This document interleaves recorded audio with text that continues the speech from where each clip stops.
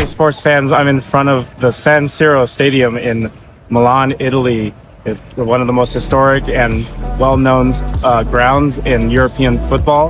And we're here today to see one of the two famous clubs that plays here, Inter Milan, play in a hugely contested derby.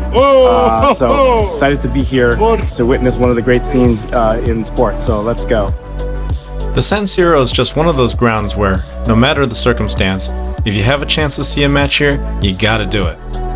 This video will delve into my experience as a first-time visitor to this historic ground, and hopefully will show why the stadium is a must-visit, at least while you still can. More on that in a bit. If you're new to this channel, my name is Ed, and I chronicle all my sports travels on my website, Itinerant Fan. It has guides to all the stadiums in the major American sports leagues, plus some college stadiums and even major venues around the world. Check it out sometime if you're into traveling for sports.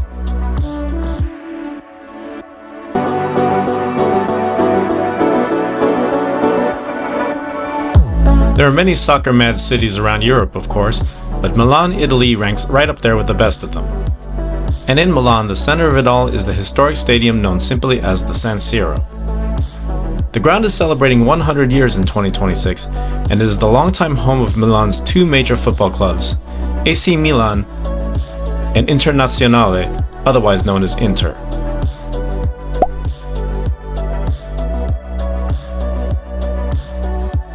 Now, this wasn't the primary reason my daughter and I were visiting Milan. We were here for the 2026 Winter Olympics, which this city did an incredible job with as co-host. And that includes using the San Siro as the site of the opening ceremony. By the way, if you missed our video series on attending these Olympic Games, be sure to check it out. I'll link to the first video in the description below. As luck would have it, an Inter match was moved to the final night of our trip, and not just any match, but a major rivalry game against fellow Italian powerhouse Juventus. So we carved out some time from our Olympic itinerary to head to the San Siro. Like with pretty much everything we did during our time in Milan, getting to the San Siro required getting on the Milan Metro, specifically the M5 line that headed west to the stadium from the central city.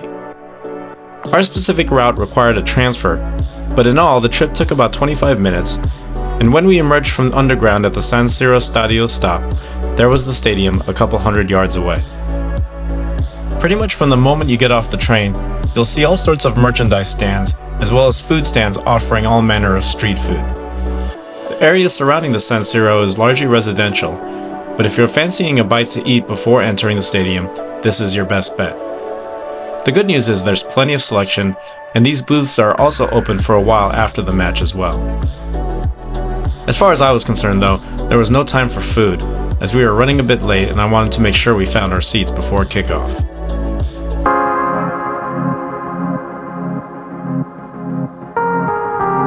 I was thrilled to be attending a match of such magnitude here in Italy. In fact, Inter versus Juventus is known as the Derby d'Italia, a name it has carried since the 1960s. But the one thing I maybe wasn't prepared for was how long it would take us to get to our seats once I had the stadium in sight. After passing through the gauntlet of merchandise and food kiosks, we headed toward the stadium gate to scan our tickets. We also had to show ID to match up our names on the tickets before they let us in. We had tickets in the upper level, and this was our first indication of how massive the San Siro truly is.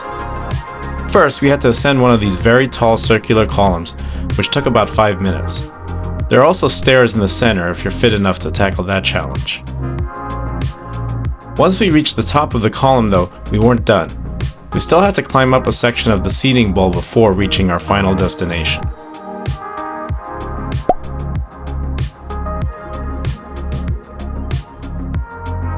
A stadium this old typically has had a number of renovations over the years that have increased the size.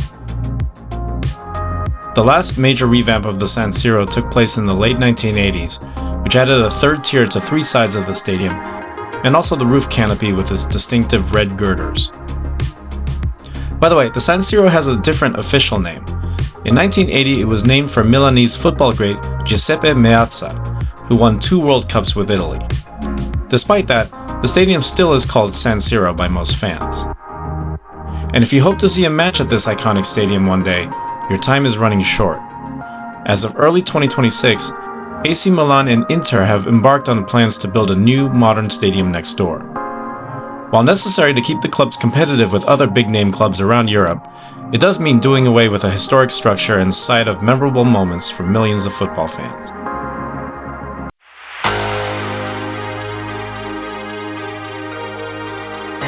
Finally, we are ready to settle in and take in the experience of an Inter match at the San Siro. Getting to our seats just a few minutes before kickoff meant I missed much of the pre-match pageantry that makes watching big matches in Europe such a treat. My seat was close to the north end, or Curva Nord, of the stadium, where Inter's most passionate supporters, or ultras, can be found. If this were an AC Milan match, the ultras would be occupying the south stand, or Curva Sud. This match got off to a pretty fast start, with Inter benefiting from an own goal to break the ice in the 17th minute.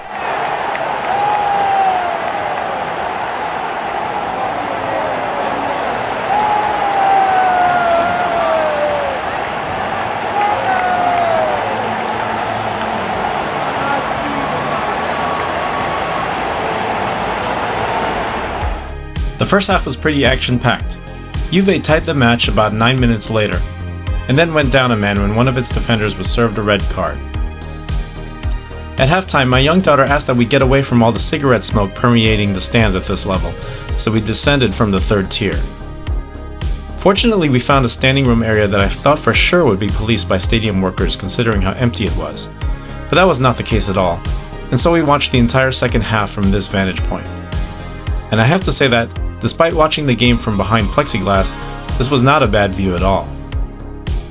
The second half was just as action-packed as the first, with Inter scoring in the 76th minute and Juve equalizing a few minutes later. It looked like this derby was headed for a draw, but then in the 90th minute, elation at the San Siro.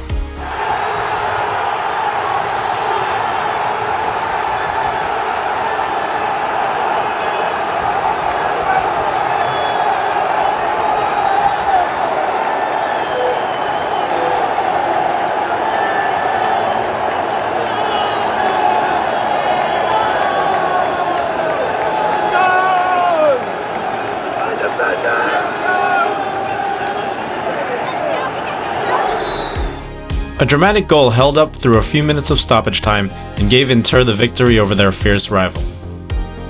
Not only was it a big rivalry win, but it was huge for the Serie A table at the time, as it gave first place Inter an 8-point advantage. And as it turned out, our standing room position worked to our advantage as we began to exit the stadium right at the final whistle, and had to jump on the throngs that were undoubtedly headed toward the metro station just like us. In the end, our visit to this historic stadium was probably a bit rushed, and considering that two clubs play here, I feel like I should also see an AC Milan match to get a complete picture of the experience. But I was certainly glad for the opportunity to come here and see this place for myself. And maybe in the future, possibly when there's a new San Siro stadium, I'll get the chance to return. I hope this video lends some insight into what it's like watching a match at the San Siro. If you've also seen a match here, or if you're planning to visit Milan in the near future, then let me know. Leave a like or a comment below and be sure to subscribe to our YouTube channel because we'll be making a lot more stadium and travel videos like this one. And if you're looking for more info on other major cities or sports venues, head to itinerantfan.com. Thanks for watching and happy travels!